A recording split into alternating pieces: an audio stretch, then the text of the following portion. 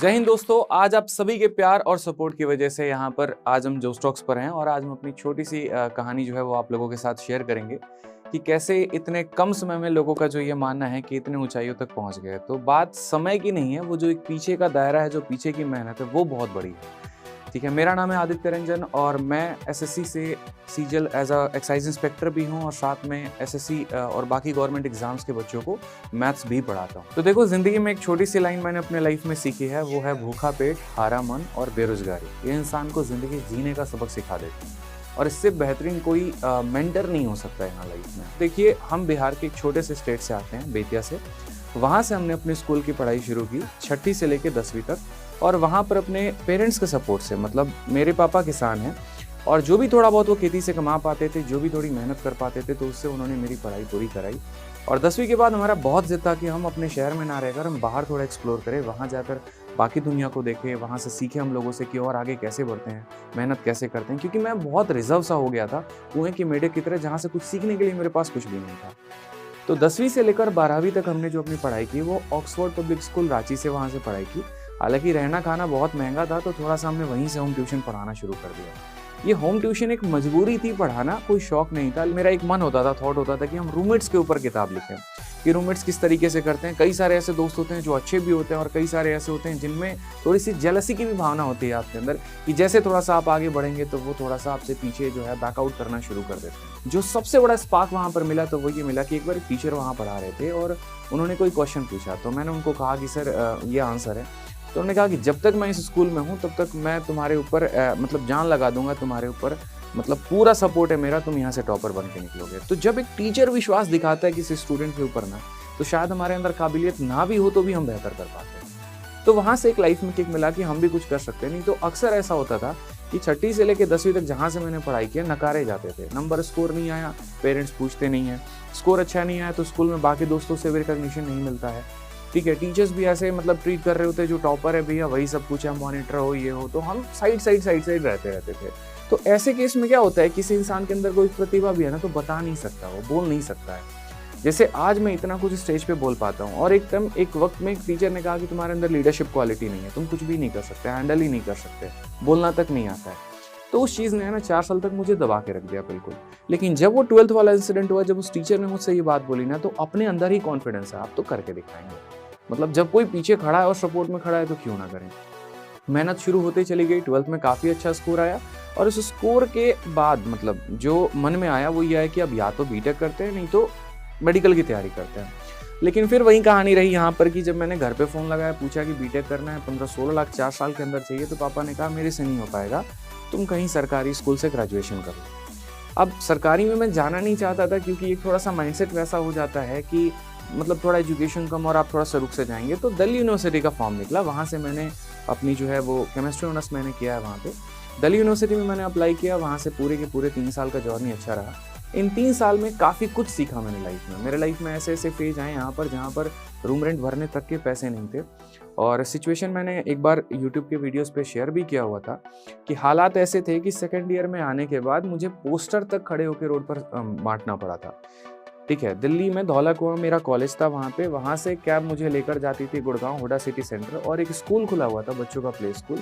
और उस play school में वहाँ पर जाने के बाद जो है मुझे नहीं पता था, मैंने कहा दोस्तों से यार कुछ पार्ट टाइम वर्क मिल जाए 2-3 घंटे का तो कुछ हो जाएगा। तो उन्होंने कहा चलो लेके चलते हैं, और फिर वो लेकर गए। वहाँ पर जब मैं कैब में बैठा, जैसे मैं स्कूल में वहाँ पर उतरा तो उन्होंने मेरे हाथ में इतने पैम्फलेट थमा दिया। तो मैंने कहा करना क्या है, तो कहा कुछ नहीं, आप बस अभी आगे चलो। आगे जैसे हम कोई चौक चौराहे पर गए तो वहाँ पर उन्होंने मुझे उतारा, उन्होंने कहा कि लोगों को ये पर्ची देने हैं और जिन्हें दोगे उनसे नाम और उनका मोबाइल नंबर ज़रूर एंट्री करना है। जब मैं पहला पर्ची देने गया तो एक वहाँ पे थे पर्सन थे, उन्होंने काफ़ी बुरे तरीके से उन्होंने बोल दिया। जब मैंने मोबाइल नंबर लेने की बात की तो वहीं रोना आ गया मेरा। मैं काफ़ी देर वहाँ चुपचाप रोता रहा, लेकिन डर ये भी था कि जब तक ये पैम्फलेट ख़त्म नहीं होंगे मुझे गाड़ी आएगी नहीं और मुझे पिक करके वापस दिल्ली लेके जाएगी। एक अनजान से शहर में, एक अनजान से जगह पर मैं फंसा पड़ा हूँ, मुझे समझ में नहीं आ रहा था। तो जैसे तैसे करके लोगों से रिक्वेस्ट करके जो है मैंने पैम्फलेट्स बांटने शुरू किए, और लाइफ में बैग लटकाए हुए हूँ, पसीने से लथपथ हूँ, कोई पता नहीं है, जेब में 20 रुपए थे वहाँ पे।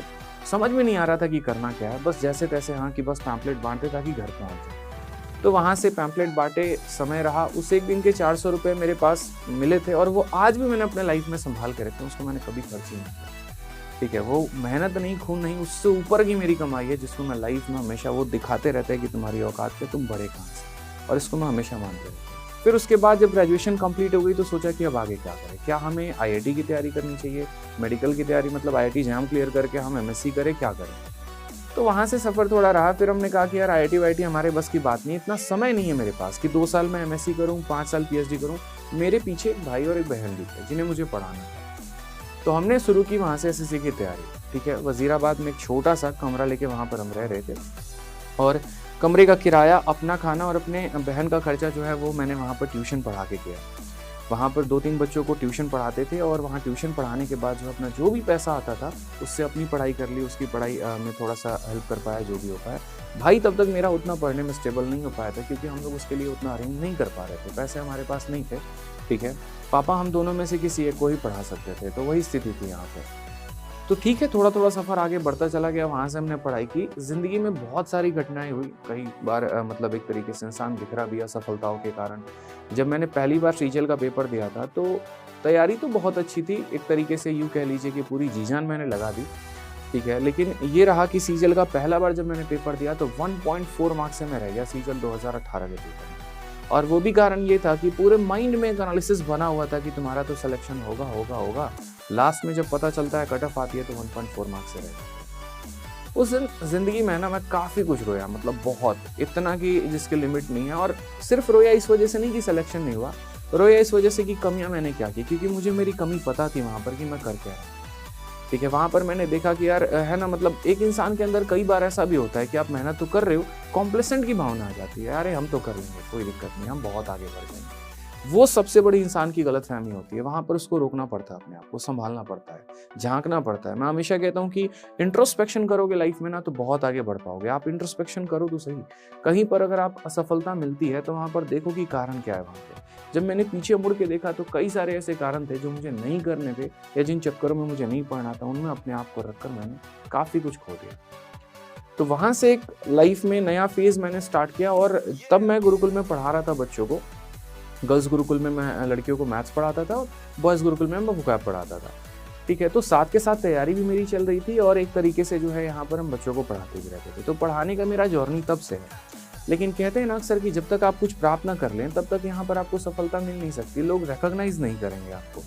तो मैंने बहुत मेहनत की बच्चों के ऊपर, वहाँ बहुत अच्छे तरीके से जी-जान लगाकर पढ़ाया, शेड्यूल उनके बनाए, लेकिन लाइफ में सारी चीज़ें उल्टी जा रही थी। ना वो टीचिंग बहुत सक्सेसफुल हो पा रहा था, ना एक तरीके से वो मेरा पढ़ना सक्सेसफुल हो पा रहा था। और साथ में यहाँ पर जो मेरे करीब के कुछ लोग थे यहाँ पर, उनसे भी थोड़ी-सी इस तरीके से अनबन सी हो गई कि ज़िंदगी एक डार्क फेज़ में जाना शुरू हो गया। उसके बाद जो बचा-कुचा कसर था वो लॉकडाउन ने पूरा कर दिया। लॉकडाउन में एक बार समय ऐसा आया था कि ट्यूशन मेरे सारे के सारे छूट गए, पढ़ाना मैंने सारा का सारा छोड़ दिया, ठीक है। अब मेरे पास पैसे नहीं है वहाँ पे, ठीक है। और जब मैं देख रहा हूँ लोगों को यहाँ पर कि वो रोड पे पैदल निकल रहे हैं, मतलब उस समय सिचुएशन ऐसी थी कि पैदल-पैदल लोग बिहार के लिए निकल जा रहे हैं। तो कई बार मन में ऐसी भावना भी आई कि हम भी एक काम करते हैं, पैदल निकल जाते हैं, कहीं पर कुछ खा लेंगे, ज़िंदा रहे तो घर तक पहुँच ही जाएँगे, कोई दिक्कत की बात नहीं। लेकिन जब माँ-बाप का चेहरा दिखता था ना, तो फिर ऐसे थॉट्स को अपने आप को कंट्रोल कर लेते थे, क्योंकि मुझे आज भी वो दिन याद है कि 2 दिन तक मेरे घर में सब्जी तक नहीं थी कि मैं खाना बना के खा पाऊँ, ठीक है। और सिचुएशन ऐसी थी कि अगर मैं ऐसे सीधा पेट लेट रहा हूँ ना, तो पेट दर्द करता था भूख के मारे। तो पानी कितना भी पी लो, लेकिन भूख जो राशन से जो मिलता है वो तो ऐसे नहीं, मतलब वो सैटिस्फाई नहीं कर पाएगा। तो उल्टा लेट कर कई दिनों तक हम वहाँ लेटे, मतलब 2 दिन 3 दिन तक तो ऐसे करवट बदल के उल्टा लेट गए। फिर पता चला कि मुखर्जी नगर में कुछ दोस्त हैं, उनसे थोड़ी सी अरेंजमेंट मैंने करवाई, और उसके बाद उनसे अरेंजमेंट करवाने के बाद थोड़ा खाना वाना हो पाया, और तब जैसे तैसे करके जो है ट्रक के माध्यम से हम बिहार निकले। फिर लोगों से थोड़ा सा भैया लिफ्ट दे दो, ऐसे कर करके जब बिहार वहाँ पर पहुँचे, तो वहाँ पर जाके अपने घर पे तब जाके एक सुकून मिला। वहाँ पर अपनी माइंडसेट थी कि अब आज के बाद पढ़ाना और सारी चीज़ें ख़त्म करो, यहीं पर अपने गाँव में थोड़ी बहुत खेती कर लेंगे, और खेती करने के साथ साथ अपनी पढ़ाई कर लेंगे। तो रोज़ 2-3 घंटे मेरा खेतों में आराम से निकल जाता था, ट्रैक्टर चला के अपना खेत जोतना हो गया, और बाकी मतलब एक तरीके से मतलब मेरा छोटा सा एक मेरे चाचा का दुकान भी था, तो उसमें मैं बैठ के दवा ववा भी बेचता था, एक तरीके से जो खेतों में दवा का छिड़काव करते हैं। 4 घंटे वो काम करने के बाद तब उसके बाद हम वहाँ पर घर पे बैठ के अपना पढ़ाई करते थे, और जो मॉक टेस्ट हो गया, जो बाकी चीज़ हो गई, वो हम वहाँ से देना शुरू किया अपने लाइफ में।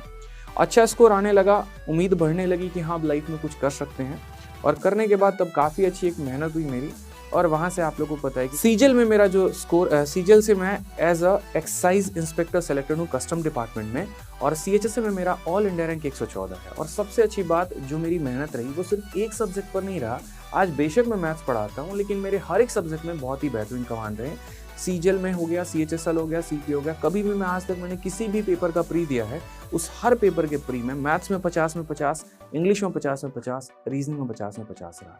तो एक परफेक्शन वहाँ हासिल की। मुझे हमेशा ऐसा लगता था कि जब तक तुम्हारा सिलेबस कंप्लीट नहीं हो जाएगा, जब तक तुम बढ़िया तरीके से अपने सारे क्वेश्चंस को आप एक तरीके से कंप्लीट नहीं कर लेते हैं जो रिक्वायरमेंट है, आप तब तक एक अच्छा रैंक और एक अच्छा सिलेक्शन नहीं ले पाएंगे। ये लाइफ में सीखने के बाद इसके ऊपर काम किया और रिजल्ट आप लोगों के सामने है। फिर यहाँ पर जो है ना, कई सारे लोगों को ये जिज्ञासा होती है कि सर टीचिंग का जर्नी आपके अंदर कैसे शुरू हुआ। तो देखो, मैं शुरू से बचपन से होम ट्यूशन पढ़ा रहा था। बचपन से इन द सेंस कि जब मैं 8वीं क्लास से था तभी से मैंने होम ट्यूशन्स पढ़ाने शुरू कर दिया। 8वीं में था तो 7वीं के बच्चों को पढ़ा लिया, 10वीं में था तो 9वीं के बच्चों को पढ़ा लिया। इस तरीके से करके यहाँ पर मतलब हमेशा एक लोअर क्लास के बच्चों को मैं ट्यूशन देते रहता था। उसी तरीके से यहाँ पर उत्तम नगर में भी जब मैं पहली बार आया था तभी वहाँ पर दिल्ली में मैंने होम ट्यूशन्स पढ़ाने शुरू किए थे। और यकीन मानिए उस समय 5 रुपये मेरा उत्तम नगर वेस्ट से उत्तम नगर ईस्ट जाने का किराया होता था, लेकिन उस 5 रुपये को बचाने के चक्कर में मैं पैदल चलता था कि कितना हम सेव कर पाए। पढ़ाना भी खुद था। एक छोटा सा 2200 रुपये का कमरा ले रखा था, उसमें मैं और मेरे दोस्त रहते थे। उस कमरे में रहते भी थे, उसी में हम पढ़ते भी थे, उसी में हम खाना भी बना के खाते थे। और 3 साल तक ऐसे जीवन के अपने गुजारे। वहीं पर होम ट्यूशन से पढ़ा के जो पैसे आते थे, कॉलेज का फीस भरना है, बाकी चीज़ें करनी है। इसी तरीके से SSC में भी मैंने छोटी सी शुरुआत की थी गुरुकुल से, और उसके बाद पढ़ाते बच्चों को कंसेप्ट पसंद आने लगे, तरीका पसंद आने लगा यहाँ पर। तो हमने कहा कि जब तक हमारा रिजल्ट नहीं आता तब तक ऑनलाइन में भी हम एक बार ट्राई करते हैं, बच्चों को पढ़ाते हैं, अपना वो नॉलेज शेयर करते हैं। क्योंकि मेरा हमेशा से शुरू रहा कि यार देखो, इन परेशानियों से मतलब मैं यहाँ पर गुजर के आया हूँ, क्या पता कोई और भी भारत में ऐसा बच्चा हो जिसके पास जो है पैसे ना हो पढ़ने के लिए। अब जब उसके पास पैसे ना हो पढ़ने के लिए तो वो कैसे करेगा यहाँ पर, क्योंकि अधिकतर उस समय जो एक हुआ था ना, जो ट्रेंड था ना, वो ये था कि मेरा पेड कोर्स ले लो तो सिलेक्शन हो जाएगा, फलाने जगह का ईयरली सब्सक्रिप्शन ले लो तो सिलेक्शन हो जाएगा। वो मुझे थोड़ा सा बहुत हर्ट कर रहा था, क्योंकि मुझे भी पता है 150 रुपये का मॉक टेस्ट आता था महीने का, लेकिन भाई वो 150 रुपये भी नहीं होते हैं कि हम एक मॉक टेस्ट परचेस कर पाएँ। उसके अभाव में क्या होता है कि हमारी तैयारी आधी अधूरी सी रह जाती है। तो फिर वहाँ से एक तरीका मैंने शुरू किया। मैंने कहा कि यार कोई फ़र्क नहीं पड़ता आगे चल के क्या बनेंगे, जब सिलेक्शन आएगा तब का तब देखेंगे, जब ज्वाइनिंग आएगी तब का तब देखेंगे, तब तक ये काम करते हैं, बच्चों को पढ़ाना शुरू करते हैं। पूरा दिन रात कंटेंट पर काम करने के बाद मैंने 2 टॉपिक्स पढ़ाने शुरू किए। बहुतों को ये बात नहीं पता है कि मैंने वोकैब भी पढ़ाया है यूट्यूब पे, और रैंकर्स गुरुकुल यूट्यूब चैनल पर ही हमारा अपलोडेड है 25 के 25 वीडियो। तो मैं एक टाइम वोकैबलरी और एक टाइम जो है वो मैथ्स पढ़ाना मैंने शुरू किया। शुरू में हमारे पास कोई कंटेंट, कोई ये नहीं था, वाइट बोर्ड पर ब्लैक मार्कर से आराम से पढ़ाना होता था।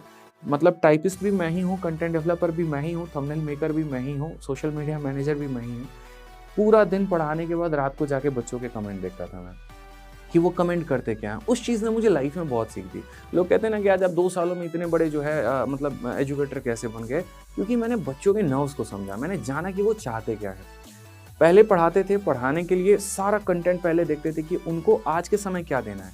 क्या मैं भी वहीं आकर पढ़ाऊँ वो जहर सवाल, वो खतरनाक सवाल, या वो टफ जिससे बच्चे को मैं डरा दूँ और अपनी मार्केट बना दूँ, या वो पढ़ाऊँ कि जो बच्चे के पेपर में पूछा जा रहा है। तो मैंने जनरली जो फोकस किया वो ये किया कि यार वो कराते हैं जिससे इनका सिलेक्शन हो सकता है। धीरे धीरे ऐसे ही टीचिंग का सफ़र भी बढ़ता चला गया, और आज यही है कि शायद आज दिल्ली के हर थाने में लगभग एक अपना SI है। ठीक है, अपने स्टूडेंट सेलेक्टेड हैं यहाँ पे, बहुत अच्छा लगता है। ठीक है, और लगभग मैं अगर अभी बात करूँ तो अभी फ़ोन पे बात, ये इंटरव्यू होने के पहले ही अभी हम बात मतलब हमारी वीडियो कॉल पर बात चल रही थी ऑल इंडिया रैंक 7 से, और वो भी सीजल 2021 में। तो वो भी बता रहे थे कि सर आपकी मोटिवेशनल वीडियो मैंने देखी, और काफ़ी सारे जो है, जैसे मैंने उनसे पूछा कि आप इनकम टैक्स इंस्पेक्टर बने हैं तो वो पीछे का रीज़न क्या था, क्यों आपने किसी और पोस्ट को नहीं लिया। तो एक लाइन वो कह रहे थे कि सर आप मतलब काफ़ी सारे आपने पोस्ट डिटेल के वीडियो बनाए थे, तो उसमें मुझे जो सबसे स्पार्किंग लगा वो इनकम टैक्स इंस्पेक्टर का लगा। और जब मैं डिमोटिवेट होता था, मैं बार बार उस वीडियो को प्ले करता था, मैं बार बार उसको देखता था, उससे मुझे और एनर्जी मिलती थी। अपनी उम्र से कई गुना ज़्यादा इंसान बड़ा तब हो जाता है जब वो अपनी मतलब एक छोटी सी एज में वो जिम्मेदारी संभालना सीख जाता है। तो वही बात है कि जिम्मेदारी काफ़ी कुछ संभाली, उसने मुझे काफ़ी कुछ सिखा दिया, और आज यही वजह है कि आप लोगों को मैं काफ़ी कुछ सिखा पाता हूँ। तो कुछ एक्स्ट्रा बातें नहीं होती हैं, कुछ और अदर चीज़ें नहीं होती हैं, बस जो लाइफ में सीखी है वो एक शेयर करता हूँ आप लोगों से, और वो चीज़ें मैच हो जाती हैं। इसी का कॉम्बिनेशन मिला के परफेक्ट बना देता है। दूसरी बात करते हैं यहाँ पर कि एक मतलब लाइफ की जर्नी जो है, मतलब अभी मैंने एक वीडियो भी बोली थी 30 थार को लेके कि ऑल इंडिया रैंक जिनका भी आएगा चाहे वो CGL है, CHSL है, CPO है, 1 से 10 तक आएगा उनको मैं 30 थार मतलब एक हर पर्सन को एक-एक थार मैं ज़रूर गिफ्ट करूँगा। रीज़न भी है मेरे पीछे यहाँ पे, बात एक थार की नहीं है, मतलब एक वो मोटिवेशन है। कहने को तो हम कुछ भी कह सकते हैं, फ्लैट दे सकते हैं, ये दे सकते हैं, वो दे सकते हैं। फिर कई लोगों ने कहा आपके पास ज़्यादा पैसा आ गया, ये आ गया, वो हो गया। बात देखो बहुत सिंपल सी एक बात बताता हूँ, जब आप भी किसी क्षेत्र में मेहनत करेंगे ना और जी जान लगाकर मेहनत करेंगे, तो पैसा हो गया, नाम हो गया, सक्सेस हो गया, घूम के आना है। ये मेरी बात मान लेना। और काम भी हमेशा वहीं करना है जिसमें आपको इंटरेस्ट आए। बिना इंटरेस्ट वाला काम है ना, मतलब कोई करवा भी देना तब भी आपसे नहीं हो पाएगा, ये मेरी बात लिखवा लेना। पॉसिबल ही नहीं है। मुझे टीचिंग में बहुत इंटरेस्ट आता है, बहुत मज़ा आता है पढ़ाने में। मुझसे आप 16-16 घंटे पढ़वा लीजिए और बोलूँगा 2 घंटे और दे दो। तो वही वाली बात है, इंटरेस्ट आना शुरू हुआ, धीरे-धीरे बच्चों से शुरू हुआ यहाँ पर जुड़ना और इसी वजह से बाकी चीज़ें भी साथ आते गई। देखिए, एक छोटी-सी बात मैं आपको बोलूँगा कि इंसान अगर मेहनत करे ना तो कोई भी चीज़ उसके लिए असंभव नहीं है। एक वक़्त होता था जहाँ पर बस हमारे मन में इतना थॉट रहता था कि यार 20-30 हज़ार की कोई नौकरी मिल जाए, किसी भी तरीके से एक छोटा-सा इंजीनियर कहीं पर बन जाए और उसके बाद अपने माँ-बाप का और अपना जो है थोड़ा-सा हम खर्चा निकाल पाएँ। और आज एक वक़्त है यहाँ पर कि जहाँ पर मुझे स्ट्राइक करना पड़ता था, डीटीसी बसों में यहाँ पर धक्के खा के घूमने पड़ते थे। कई बार तो ऐसा है कि पैसे नहीं होने के कारण बिना टिकट के मैं ट्रैवल करता था और आज एक वक़्त है यहाँ पर कि मैं बच्चों को 30 थार देने की बात कर रहा हूँ। तो ये जो ट्रांजिशन है ना, शायद ज़िंदगी में मैंने इतना सोचा नहीं था कभी लाइफ़ में, लेकिन ज़िंदगी ने बहुत कुछ दिया। इसके लिए तो मैं ज़िंदगी का, माँ-बाप का, आप सभी का बहुत-बहुत आभारी हूँ। ये मेरे लाइफ में आप लोगों ने एक बहुत ही प्यारा टर्निंग पॉइंट दिया। इस मंच के माध्यम से मैं आप लोगों से कहूँगा कि देखो, ज़िंदगी में अगर किसी भी चीज़ की मेहनत करोगे ना और जी जान लगाकर मेहनत करोगे तो कुछ भी इम्पॉसिबल नहीं है। हाँ, असफलताएँ मिलेंगी, इसमें कोई दिक्कत की बात नहीं है। अब एक स्टूडेंट ने कहा कि सर मेरा MTS नहीं हुआ, मेरा ये नहीं हुआ। मेरे भाई, क्या पता आपको इनकम टैक्स इंस्पेक्टर भगवान बनाना चाहते हैं। आपका कोई छोटा स्टार्टअप अगर फेल हो जाता है तो ये मत सोचा करो लाइफ में कि यार खत्म हो गया, वहीं पे चीज़ है। क्या पता आपके लिए उससे और कुछ बड़ा सोच रखा हो वहाँ पे। CGL 2018 निकल जाता तो क्या पता मैं वहाँ पर ज्वाइनिंग लेकर अपना नौकरी कर रहा होता। तो ज़िंदगी में ना कहीं पर अगर कोई छोटी असफलता मिल जाए तो उसके लिए परेशान नहीं होना है। उसके लिए आपको ये रखना है कि हाँ, शायद मेरे लाइफ में इससे बहुत कुछ बड़ा रखा हुआ है। बस आपको उस चीज़ के पीछे मेहनत करते चले जाना है और यकीन मानिए आप लाइफ में बहुत आगे बढ़ जाएंगे। क्योंकि जो आप है ना, उसके जैसा कोई दूसरा बना ही नहीं सकता। भगवान ने भी आपके जैसा दूसरा नहीं बनाया यार। आपके अंदर भी कुछ क्वालिटीज़ होंगी, आपके अंदर भी बहुत सारे ऐसी चीज़ें होंगी जो किसी के पास हो ही नहीं सकती। आपके अपने थॉट्स, आपके अपने आइडियाज़, आपके अपने तरीके, ठीक है, किसी फील्ड में भी आगे बढ़ने के। तो इसीलिए यहाँ पर अपने आप को डाउन मत फील किया करो, अपने आप को नेगेटिव मत फील किया करो। कई बार ऐसा होता है, छोटी छोटी चीज़ें नहीं मिली तो अपने आप को इंसान कोसना शुरू कर देता है। एक सेल्फ रिस्पेक्ट होना बहुत ज़रूरी है इंसान में। आप सेटिस्फाइड रहिए कि जो हम कर रहे हैं वो अच्छा कर रहे हैं और उससे और बेहतर करने की कोशिश करिए, फिर ज़िंदगी में बहुत आगे बढ़ पाएंगे आप। ज़िंदगी में जिन फिगर्स को मैंने अपने माइंड में नहीं सोचा था ना, आज मेरे अकाउंट में उतने हैं। बस ये मैं सोचता हूँ और वो मेरे अकाउंट में इसीलिए है कि मैं वो आप लोगों के साथ शेयर कर पाऊँ, आप लोगों के साथ बांट पाऊँ। तो बहुत अच्छा लगा इस मतलब जर्नी को शेयर करके आप लोगों से। और ऐसे ही बस एक छोटी सी बात बोलूँगा कि मेहनत करते रहिए, लाइफ में आगे बढ़ते रहिए, कुछ भी इम्पॉसिबल नहीं है।